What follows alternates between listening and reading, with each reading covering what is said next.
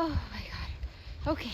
आज चाहिँ मलाई यो जिन्दगीमा पहिलोचोटि बिहा नगरेको पछुतो भइरहेछ। किन भन्नुहुन्छ नि? किनभने यो यति धेरै हिउँ पर्यो कि बस्टनमा। बुढा भए ल बुढा तिमीले गर भन्नुहुन्थ्यो होला, बुढाबुढी मिलेर गर्नुहुन्थ्यो होला होइन यो गीत सुनेर। तर आज यो एक्लैले सोर्नु पर्दाखेरि चाहिँ ओहो जिन्दगीमा हिउँ सोर्न भए पनि बिहा चाहिँ गर्नै पर्ने रहेछ भन्ने मनमा लागिरहेछ। त्यही भएर कोही हुनुहुन्छ हिउँ मनपर्ने? ल बिहा गरौँ है।